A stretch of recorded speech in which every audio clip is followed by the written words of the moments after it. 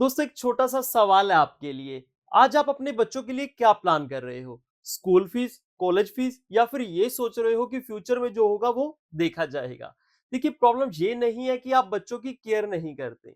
Actual problem ये है कि ज्यादातर लोग जो है ना वो लेट स्टार्ट कर देते हैं। देखिए 2026 आने वाला है, आज कुछ ही दिन बचे हैं और आज की एक सही डिसीजन आपके बच्चों का जो है ना पूरा फ्यूचर चेंज करके रख सकती है। तो इस वीडियो को एंड तक देखिएगा क्योंकि ये सिर्फ और सिर्फ इन्वेस्टमेंट की बात नहीं है, ये एज अ पेरेंट्स रिस्पॉन्सिबिलिटी की बात है। चाइल्ड फाइनेंशियल प्लानिंग का मतलब सिर्फ और सिर्फ पैसा जोड़ने से नहीं होता। एक्चुअल के अंदर सही जगह पर सही टाइम के लिए पैसा लगाना ही फाइनेंशियल प्लानिंग होती है। ठीक है दोस्तों, तो इसी के बेसिस पे ना मैंने दो कैटेगरी के अंदर डिवाइड किया है। सबसे पहला, नॉन नेगोशिएबल। नॉन नेगोशिएबल यानी कि जिसके साथ हम कॉम्प्रोमाइज नहीं कर सकते। सबसे जरूरी चीज हायर एजुकेशन और सेकंड मैरिज। हालांकि इसके अंदर भी जो मैं इंपॉर्टेंस देता हूँ वो हायर एजुकेशन को ज्यादा देता हूँ कंपैरेटिवली मैरिज के, क्योंकि मैरिज के अंदर हम कोई ना कोई शौक को शायद सेक्रीफाइस कर सकते हैं। जहाँ पे हम 30 लाख लगा रहे थे वहां पे 25 या 20 लगा सकते हैं। लेकिन हायर एजुकेशन के अंदर मान लीजिए कल को आपके बच्चे बाहर जा रहे हैं कहीं स्टडी करने के लिए, अगर वहां का खर्चा 1 करोड़ रुपए है, ठीक है 1 CR है, तो वो 1 CR ही रहेगा। आप उसको चाह कर भी चेंज नहीं कर सकते, वहां पे आप कॉम्प्रोमाइज नहीं कर सकते उस चीज के लिए। तो यहाँ पे जो रहता है वो ये नॉन नेगोशिएबल चीज है। और सेकंड, डिजायरेबल, यानी कि आपको कल का बच्चा 18+ हो गया, आप उसको कार गिफ्ट करना चाहते हैं, वो बाद में आपका बिजनेस संभाल रहा है तो उसको बिजनेस के अंदर सपोर्ट करना चाहते हैं, या फिर आप स्ट्रॉन्ग फाइनेंशियल एक स्टार्ट देना चाहते हैं। ठीक है, उसको पुश देना चाहते हैं, जब भी कोई वो अपना स्टार्टअप करेगा तो उसको पैसे की जरूरत होगी। मैं ये क्यों कहता हूँ कि ये डिजायरेबल है, इसके अंदर देखिए आप कार गिफ्ट कर रहे हैं तो आप उसको साल 2 साल ऊपर नीचे कर सकते हैं। लेकिन जब उसकी स्टडी हायर एजुकेशन स्टार्ट हो गई तो वो उस टाइम आप उसको ऊपर नीचे नहीं कर सकते। तो ये हमारे लिए इसके टाइम पे ये ज्यादा इंपॉर्टेंट रहता है। तो इसी के बेसिस पे हम जो अपनी इन्वेस्टमेंट करेंगे वो इसी के बेसिस पे ही करेंगे। दोस्तों अगर आपके पास एक गर्ल चाइल्ड है तो ये स्कीम आपके लिए है, और इस स्कीम को इग्नोर करना आपके लिए क्राइम जैसा साबित हो सकता है। मैं बात कर रहा हूँ सुकन्या समृद्धि योजना की। आइए इस स्कीम की थोड़ी सी हम चर्चा कर लेते हैं, यहाँ पे हमें क्या मिलता है और क्या इसके रूल्स है। सबसे पहला जरूरी चीज, आप 250 रुपए से लेके 1.5 लाख रुपए तक यहाँ पर इन्वेस्टमेंट कर सकते हो हर साल के लिए। और जो भी आप इन्वेस्टमेंट करते हो वो आपको 80C के अंदर उसको डिडक्शन मिलती है। लगभग 8% रिस्क फ्री रिटर्न रहता है। देखिए रिटर्न तो वैसे हर क्वार्टर के अंदर ये रिवाइज होता है, लेकिन मोटा मोटा हम 8% के आसपास इसको मान के चलते हैं।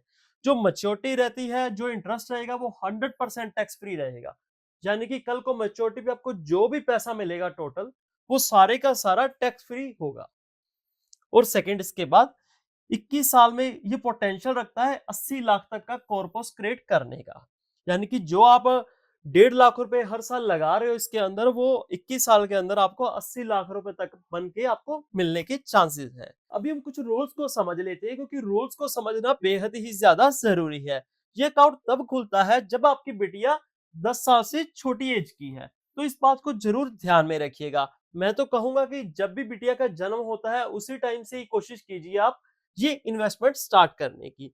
तो इसके अलावा जो आप इन्वेस्टमेंट करेंगे एनुअली हर साल, वो आपको 15 साल के लिए करनी होगी और 21 साल बाद उसकी मैच्योरिटी मिलेगी।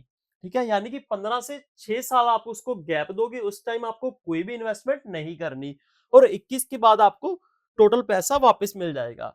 और एक इंपॉर्टेंट चीज, यहाँ पे एक बहुत स्ट्रिक्ट रूल है कि आप 21 से पहले पैसा नहीं निकाल सकते। ये 21 साल का आपको लॉकिंग पीरियड है, आपको इसको जरूर ध्यान में रखना है। हालांकि इसके अंदर एक एग्जाम्पशन है, वो क्या है, 18 के बाद आप बेटी की एजुकेशन के लिए या फिर मैरिज के लिए आप पैसा निकाल सकते हो पार्शली। ये आपको ध्यान में रखना है। अभी हम बात करते हैं दूसरी बोरिंग चीज लेकिन एक्सट्रीमली पावरफुल। मैं बात कर रहा हूं पब्लिक प्रोविडेंट फंड यानी कि पीपीएफ के बारे में। Almost 7% tax free return, 80C के बेनिफिट, गवर्नमेंट की गारंटी, वही सेम चीज सुकन्या समृद्धि योजना वाली। ठीक है, इसके अलावा यहाँ पे रहेगा 15 साल का लॉक इन पीरियड, लेकिन 5 साल के बाद आप किसी इमरजेंसी सिचुएशन के अंदर पार्शली विड्रॉल ले सकते हो। एफडी से थोड़ा ज्यादा रिटर्न मिलेगा आपको, लेकिन एफडी से कहीं ज्यादा पावरफुल है। क्यों? क्योंकि ये बिल्कुल और टैक्स फ्री है। यहाँ पे आप इन्वेस्ट कर सकते हो चाहे आपके पास बेबी बॉय है या फिर बेबी गर्ल। यहाँ पे आप दोनों के लिए इन्वेस्टमेंट कर सकते हैं। सुकन्या समृद्धि योजना हो या फिर पब्लिक प्रोविडेंट फंड, दोनों ही आपको बोरिंग लग सकती हैं, पर सेफ्टी के लिहाज से देखें तो जो आप फाइनेंशियल प्लानिंग कर रहे हो अपने बच्चे की, तो वो उसके लिए सेफ्टी बेल्ट है, उसके लिए एक बैकबोन है। फोर्थ इन्वेस्टमेंट ऑप्शन है म्यूचुअल फंड। यहीं पर पेरेंट्स सबसे ज्यादा गलती करते हैं, 5-5 स्कीम, 10-10 स्कीम अपने पोर्टफोलियो के अंदर रख लेते हैं। देखिए, आपका पर्सनल पोर्टफोलियो अलग हो सकता है, लेकिन हम यहाँ पे बात कर रहे हैं बच्चों के पोर्टफोलियो की, ठीक है? तो हमें बहुत सारी स्कीम्स इकट्ठा नहीं करनी कि 500 इसमें डाल दिया, 1000 इसमें डाल दिया, ऐसे नहीं करना, क्योंकि एंड में सिर्फ और सिर्फ रायता ही बनेगा इससे। आपको क्या करना है, मैं यहाँ पे आपको 2 ऑप्शन दे रहा हूँ, इसमें से आपको एक चूज़ करनी है। आप या तो फ्लेक्सी कैप में इन्वेस्ट कीजिए या फिर मल्टी कैप में इन्वेस्ट कीजिए। अब इन दोनों का मतलब क्या है, वो भी मैं आपको थोड़ा एक्सप्लेन कर देता हूँ। सबसे पहले flexi cap fund. Flexi cap fund एक इक्विटी म्यूचुअल फंड का ही टाइप है, जहां पर फंड मैनेजर के पास खुली छूट होती है कि वो लार्ज कैप, मिड कैप और स्मॉल कैप में से कहीं भी कितना भी पैसा डाल सकते हैं। यहाँ पर किसी तरह की कोई फिक्स लिमिट नहीं है। मार्केट कंडीशन के हिसाब से एक्सपोजर ऊपर नीचे होता रहता है। एग्जाम्पल के लिए, अगर मार्केट रिस्की है तो ज्यादा जो होगा फंड मैनेजर वो लार्ज कैप की तरफ एक्सपोजर बढ़ाएंगे। अगर मार्केट में ग्रोथ दिखेगा तो जो फंड मैनेजर रहेंगे वो मिड और स्मॉल कैप में ज्यादा एक्सपोजर करेंगे। Multi cap fund, multi cap fund वो होते हैं जहां पे फंड मैनेजर के ऊपर एक स्टिकनेस होती है।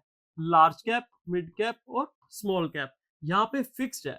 25% और 25% इन्वेस्ट करना ही पड़ेगा, ठीक है? 100% टोटल पोर्टफोलियो है एक फंड मैनेजर के पास, उनको 25-25 इन तीनों के अंदर इन्वेस्ट करना ही रहेगा, और जो बाकी का 25 बचेगा वो फंड मैनेजर अपने हिसाब से कहीं भी इन तीनों में से इन्वेस्ट कर सकते हैं।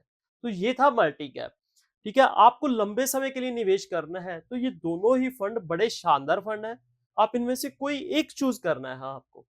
और रिटर्न की बात करें तो आप 12% इजीली यहाँ पर एक्सपेक्ट करके चल सकते हो। टैक्स की बात की जाए तो यहाँ पर आपको long term capital gain tax देना पड़ेगा 1 साल के बाद, जो रहेगा 12.5%। दोस्तों, आपने पहले भी बहुत सारी वीडियोस देखी होंगी, आपको पहले भी पता होगा कि सुकन्या समृद्धि योजना है, पब्लिक प्रोविडेंट फंड है, म्यूचुअल फंड है, गोल्ड ईटीएफ है। लेकिन कंफ्यूज हो जाते हैं अक्सर लोग, क्या बच्चों के पोर्टफोलियो के अंदर ये चारों चीजें इकट्ठी करें या फिर किसी एक में इन्वेस्ट करें? तो ये प्रॉब्लम का सोल्यूशन मैं आपको यहां पर दे रहा हूं।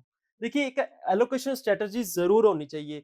ये आप अपने हिसाब से कम ज्यादा भी कर सकते हो, लेकिन जो आइडियल मैं सोचता हूं कि इस तरह से होना चाहिए। आपको जो इन्वेस्टमेंट करनी है वो 40% के करीब सुकन्या या फिर पीपीएफ में एक में से करें।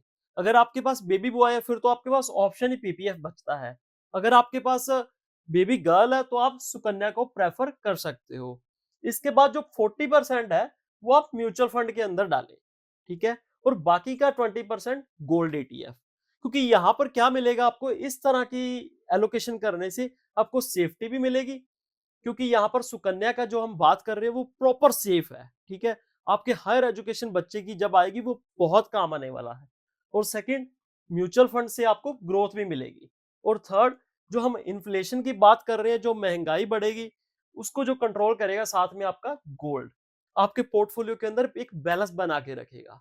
दोस्तों, फाइनेंशियल प्लानिंग का जो मतलब है ना, वो नंबर समझने से है, ना कि सिर्फ सपने देखने से। इसलिए मैं कहता हूं जब भी आप प्लानिंग कर रहे हो तो आप इन्फ्लेशन और टैक्सेशन को ध्यान में रखते हुए करें, क्योंकि इन दोनों को डिडक्ट करने के बाद आपको पैसा मिलता है। सुकन्या पे टैक्स नहीं लगता, लेकिन हमने देखा गोल्ड ईटीएफ पे और अपना म्यूचुअल फंड पे दोनों पे टैक्स लगता है। और सेकंड, इन्फ्लेशन तो बढ़ेगी ही बढ़ेगी, आप हर साल 5 से 6% इसको मान के चल सकते हैं। तो दोस्तों, एट द एंड हमने जहां से वीडियो शुरू किया था वहीं पर हम कंक्लूजन की बात करेंगे। हमने दो कैटेगरी के अंदर इसको डिवाइड किया था, नॉन नेगोशिएबल और डिजायरेबल। नॉन नेगोशिएबल के लिए हम यूज करेंगे, जहां पर हम इन्वेस्टमेंट करेंगे, वो है सुकन्या समृद्धि योजना या फिर पीपीएफ। और जो डिजायरेबल है उसके लिए हम यूज करेंगे म्यूचुअल फंड। तो इसको आपको ध्यान में रखना है। और थर्ड कैटेगरी जिसका हमने इन्वेस्टमेंट की बात की है, गोल्ड ईटीएफ, वो बच्चों के पोर्टफोलियो को स्टेबिलिटी देगा। याद रखिए, चाइल्ड फाइनेंशियल प्लानिंग का मतलब सिर्फ स्कीम से नहीं होता, एक स्ट्रक्चर से होता है, जिसकी हमने आज बात की है। तो अगर ये वीडियो आपको यूजफुल लगा हो तो कमेंट्स में 10 में से स्कोर जरूर दीजिएगा। और अगर आपके सर्कल में कोई पेरेंट्स है या फिर पेरेंट्स बनने वाले हैं तो ये वीडियो उनसे जरूर शेयर कीजिए, ताकि वो किसी तरह से गलत चाइल्ड फाइनेंशियल प्लानिंग में ना फंसे। चैनल को सब्सक्राइब कीजिए, बेल आइकन दबाइए और बन जाइए फाइनेंशियल सफर फैमिली का पार्ट।